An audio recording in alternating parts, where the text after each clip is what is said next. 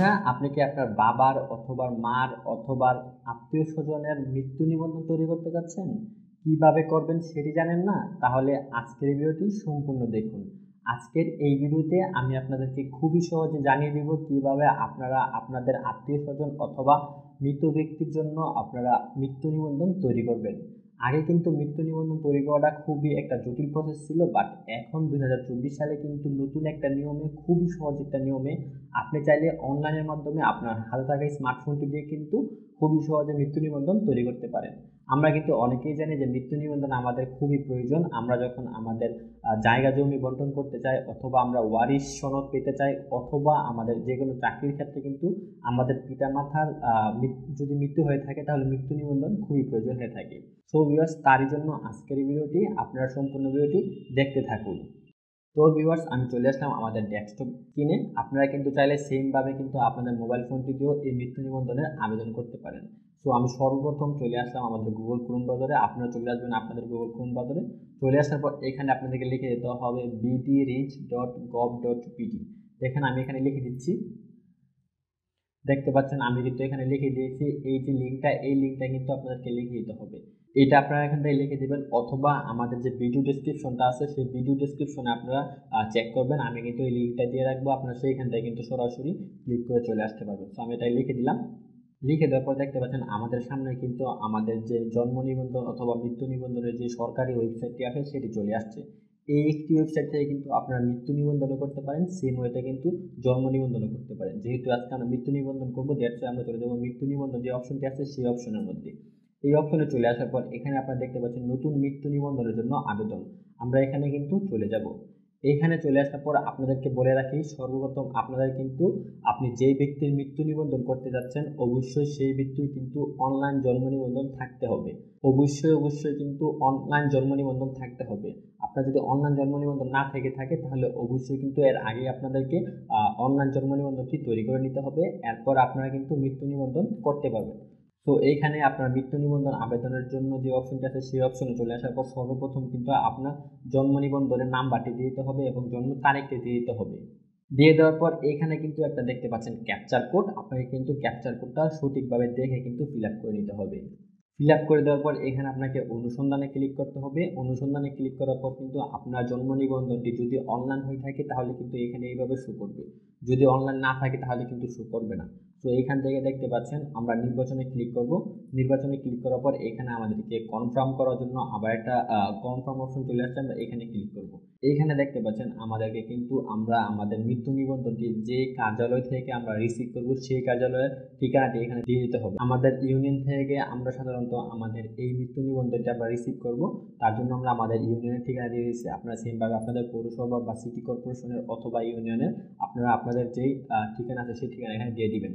দিয়ে দেওয়ার পর এখানে আপনারা পরবর্তী অপশনে ক্লিক করবেন। পরবর্তী অপশনে ক্লিক করার পর এখানে আপনাকে মৃত্যু ডেটটা লিখে দিতে হবে। আপনার কত তারিখে আপনার মৃত্যু নিবন্ধনকারী ব্যক্তির মৃত্যু হয়েছে সেটা কিন্তু এখানে লিখে দিতে হবে। লিখে দেওয়ার পর ওনার যদি স্বামী বা স্ত্রী থাকে, তার যদি নিবন্ধন থাকে বা জাতীয় পরিচয়পত্র থাকে সেক্ষেত্রে কিন্তু আপনারা এখানে দিয়ে দিতে পারেন। যদি না থাকে এটা না দিয়েও আপনারা পরবর্তী অপশনে ক্লিক করতে পারেন। পরবর্তী অপশনে ক্লিক করার পর এখানে কিন্তু আপনাদেরকে দুইটা স্থান দিয়ে দিতে হবে। একটা হচ্ছে মৃত্যু স্থানের বিবরণ, যেখানে আপনার মৃত্যু হয়েছে সেটা কিন্তু এখানে সিলেক্ট করতে পারেন। আরেকটা হচ্ছে মৃত্যুর সময় বসত বাড়ির ঠিকানা, মানে আপনার যখন মৃত্যু বহন করেছে তখন তার স্থায়ী ঠিকানা এখানে দিয়ে দিতে পারেন। আপনারা চাইলে দুইটা ঠিকানা সেম দিতে পারেন, অথবা কারো যদি মৃত্যু হয়ে যায়, সাপোজ ধরেন ঢাকাতে মৃত্যু হয়েছে কিন্তু তার বসত বাড়ি ছিল গ্রামে, তাহলে কিন্তু ঢাকা দিয়ে দেবে মৃত্যু স্থানের বিবরণ এবং বসত বাড়ির ঠিকানা দিবে গ্রামে। এটা কিন্তু আপনারা দিয়ে দিতে পারেন। সো আমাদের ঠিকানাটা যেহেতু একই, আমরা একই দিয়ে দিচ্ছি। দেখতে পাচ্ছেন আমি কিন্তু আমাদের যে মৃত্যু স্থানের ঠিকানায় আছে সেটি কিন্তু এখানে দিয়ে দিয়েছি। দিয়ে দেওয়ার পর এখন দেখতে পাচ্ছেন আমরা যেহেতু ঠিকানাটি সেম, তার জন্য আমরা এখানে টিকমার্ক করব। টিকমার্ক করার পর কিন্তু এখানে অটোমেটিক আমাদের যে ঠিকানাটি আছে সেটি নিয়ে নিয়েছে।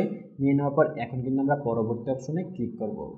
পরবর্তী অপশনে ক্লিক করার পর এখানে কিন্তু আপনাকে টিকমার্ক দিয়ে দিতে হবে। টিকমার্ক দিয়ে দেওয়ার পর এখন আবেদনকারীর সহিত সম্পর্কে আপনি যদি তার পিতা হয়ে থাকেন অথবা পুত্র হয়ে থাকেন তাহলে কিন্তু এখানে আপনাকে দিয়ে দিতে হবে। তো এখানে আমি লিখে দিচ্ছি। এইখানে আপনি যদি মৃত্যু নিবন্ধনকারীর আপনি যদি পিতা হয়ে থাকেন তাহলে পিতা অপশন সিলেক্ট করবেন, মাতা হয়ে থাকলে মাতা, অথবা স্বামী হয়ে থাকে বা স্ত্রী থাকলে সিলেক্ট করবেন, পুত্র কন্যা হয়ে থাকলে সিলেক্ট করবেন। যেহেতু আমি এই চারটার কেউ না, তার জন্য আমি এখানে অন্যান্য সিলেক্ট করব। অন্যান্য সিলেক্ট করার পর এখানে আপনার যে জন্ম নিবন্ধনটি আছে আপনার, মানে এখানে যে মৃত্যু নিবন্ধনটি করতে যাচ্ছে তার কিন্তু এখানে জন্ম নিবন্ধনটি দিয়ে দিতে হবে। এইখানে আপনাদের তথ্যটি দিয়ে দিবেন, দিয়ে দেওয়ার পর এখানে কিন্তু সংযুক্তি সিলেক্ট করে দিতে হবে। সংযুক্তির মধ্যে কিন্তু আপনাকে কিছু ডকুমেন্ট অ্যাড করতে হবে, সর্বনিম্ন 2টা ডকুমেন্ট অ্যাড করতে হবে।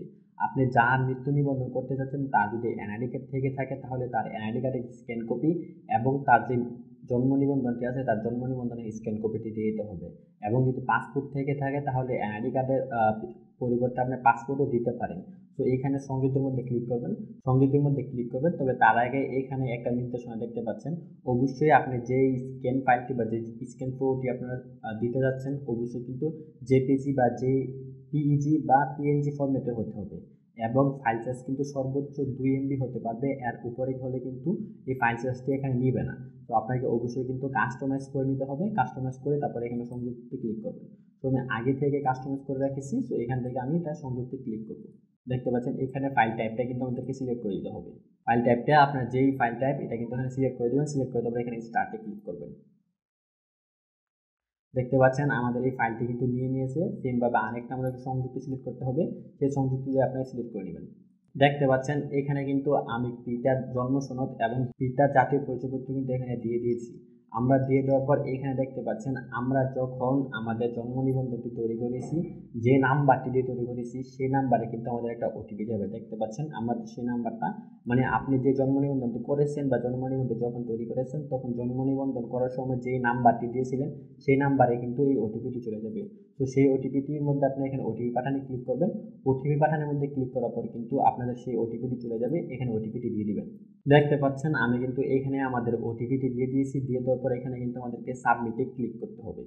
সাবমিটে ক্লিক করার পর এমন করে কিন্তু আপনারা একটা আবেদনপত্র পাবেন, সেই আবেদনপত্রটি আপনারা এখান থেকে প্রিন্ট আউট করে নেবেন। তারপর আপনারা এখান থেকে কিন্তু খুবই সহজে একটা স্ক্রিনশট নিয়ে নেবেন। স্ক্রিনশট নিয়ে অথবা আপনারা কিন্তু এখানে দেখতে পাচ্ছেন এই পেজটা, এই পেজ থেকে কিন্তু আপনারা আপনাদের যদি ডেস্কটপ দিয়ে করে থাকেন তাহলে কিন্তু এই পেজটাকে সেভ করে নেবেন, অথবা আপনারা যদি মোবাইল দিয়ে এই আবেদনটি করে থাকেন তাহলে কিন্তু আপনারা এই পেজটাকে স্ক্রিনশট নিয়ে নেবেন।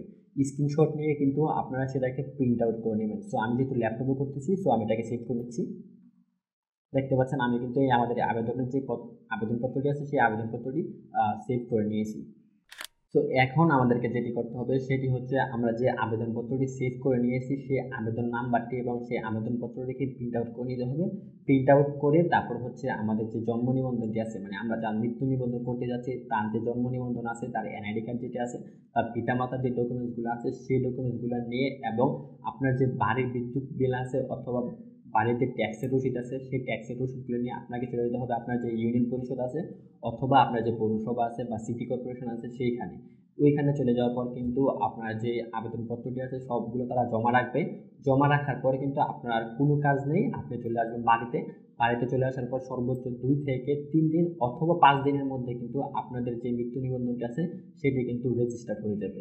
সেই মৃত্যু নিবন্ধনটি কিন্তু আপনারা খুবই সহজেই অনলাইন থেকে ডাউনলোড করতে পারবেন এবং যখন রেজিস্টার্ড হয়ে যাবে আপনার মৃত্যু নিবন্ধনটি তখন আপনার যে সিম নাম্বারটা দিয়ে আপনারা ওটিপি দিয়েছেন সেই সিম নাম্বারে কিন্তু আপনার এসএমএস চলে আসবে যে আপনার যে মৃত্যু নিবন্ধনটি সঠিকভাবে সম্পূর্ণ হয়েছে। তো এটাই ছিল আসলে মৃত্যু নিবন্ধন তৈরি করার প্রসেস। আশা করি ভালো লেগেছে। তো দেখা হবে পরবর্তী কোনো ইম্পর্টেন্ট ভিডিওতে। ততক্ষণ পর্যন্ত ভালো থাকুন, সুস্থ থাকুন। আল্লাহ হাফেজ।